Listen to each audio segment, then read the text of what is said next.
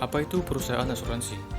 Perusahaan asuransi adalah perusahaan yang mana di dalamnya memuat perjanjian antara penanggung dan tertanggung yang mewajibkan tertanggung membayar sejumlah premi untuk memberikan pergantian atas risiko kerugian, kerusakan, kematian, atau kehilangan keuntungan yang diharapkan, yang mungkin terjadi atas peristiwa yang tak terduga.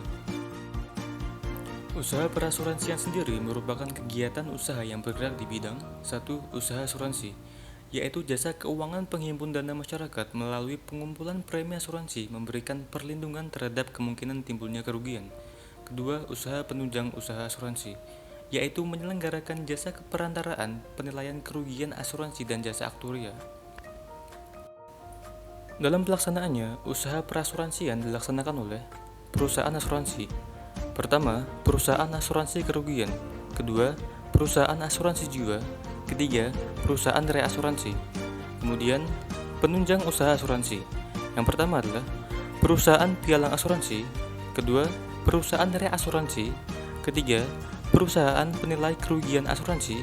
Keempat, perusahaan konsultan aktuaria. Jenis-jenis asuransi di Indonesia.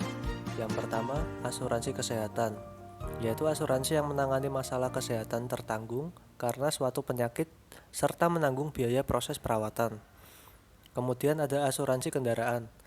Ialah merupakan asuransi yang berfokus pada tanggung jawab terhadap kendaraan orang lain yang disebabkan oleh tertanggung. Ketiga, asuransi jiwa, yaitu asuransi yang memberikan keuntungan finansial pada tertanggung atas kematiannya. Kemudian asuransi pendidikan, ialah asuransi yang menjamin kehidupan lebih baik terutama pada aset pendidikan anak. Kemudian asuransi bisnis, merupakan layanan proteksi terhadap kerugian dalam jumlah besar yang mungkin terjadi pada bisnis seseorang.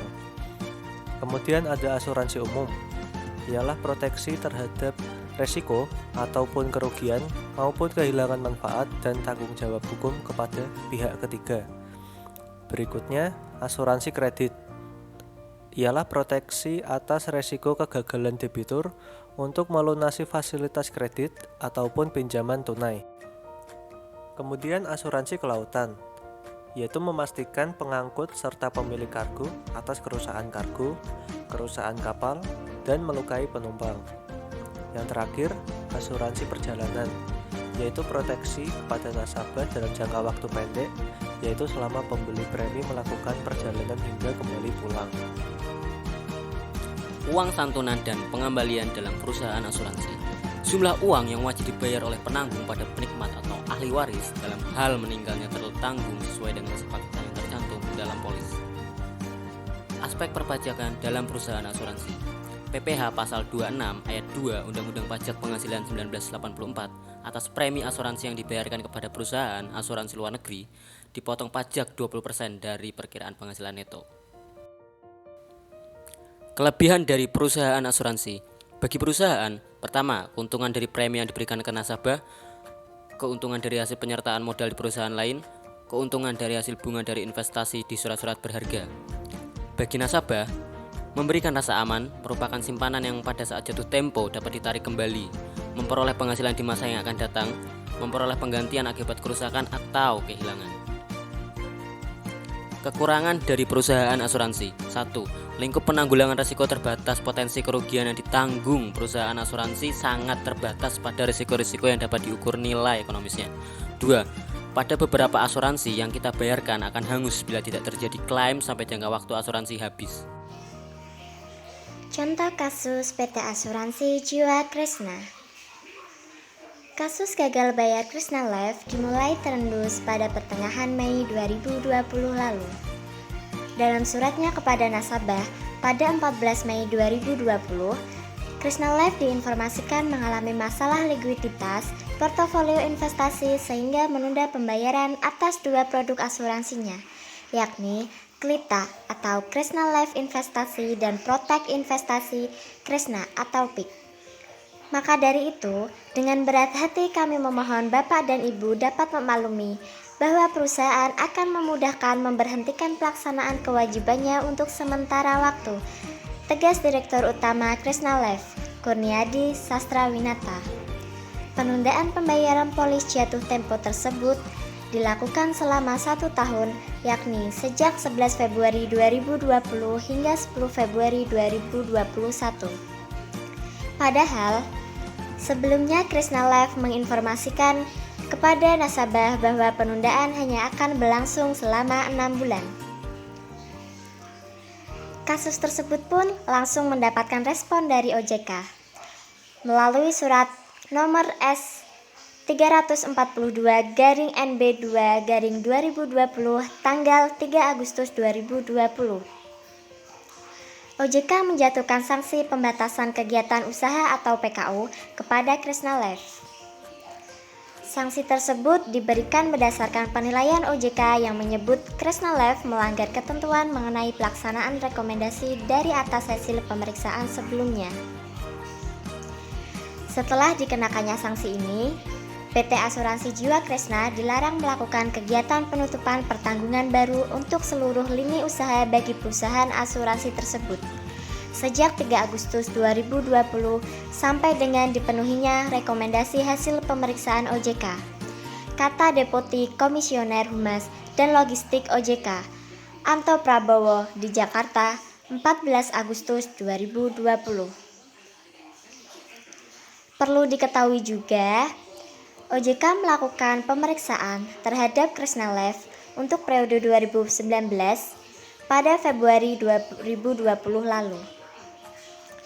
Berdasarkan pemeriksaan tersebut, OJK menemukan sejumlah pelanggaran yang dilakukan Kresna Life, khususnya pada produk Carlitz. Salah satu pelanggaran yang dimaksud ialah perihal kesepakatan pemenuhan klaim kepada pemegang polis. Sebagaimana dijelaskan sebelumnya, Kresna Life secara sepihak memperpanjang penundaan pembayaran polis dari yang tadinya 6 bulan menjadi 1 tahun, yakni sejak Februari 2020 hingga Februari 2021. Oleh karena itu, OJK pun melakukan pengawasan serta menjatuhkan sejumlah kewajiban kepada Kresna Life, termasuk perihal pembayaran klaim kepada para pemegang polis. Lalu, apa permasalahan yang terjadi? Permasalahan yang terjadi yaitu kasus gagal bayar Kresna Life. Kresna Life diinformasikan mengalami masalah likuiditas portofolio investasi sehingga menunda pembayaran atas 2 produk asuransinya, yakni Kresna Link Investa dan Protecto Investa Kresna.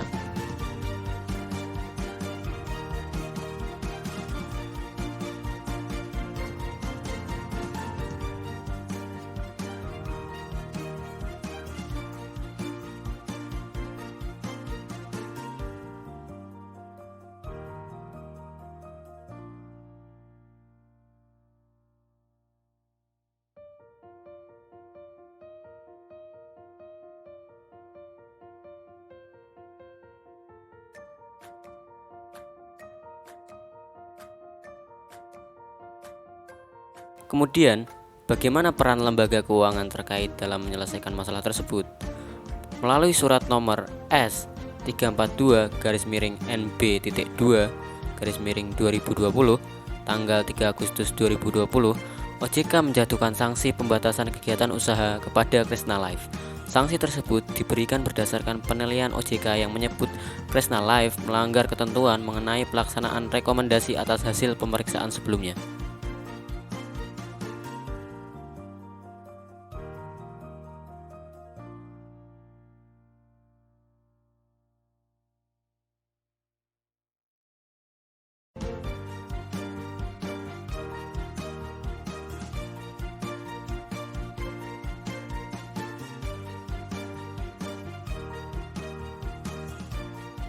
Apakah lembaga keuangan terkait sudah melakukan solusi yang tepat?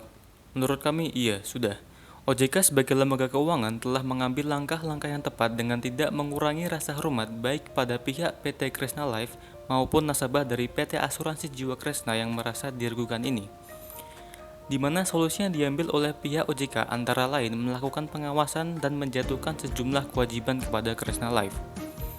karena telah memperpanjang penundaan pembayaran secara sepihak serta memberikan larangan melakukan kegiatan penutupan pertanggungan baru atau pembatasan kegiatan usaha untuk seluruh lini usaha Kresna Life tersebut hingga dipenuhinya rekomendasi hasil pemeriksaan OJK.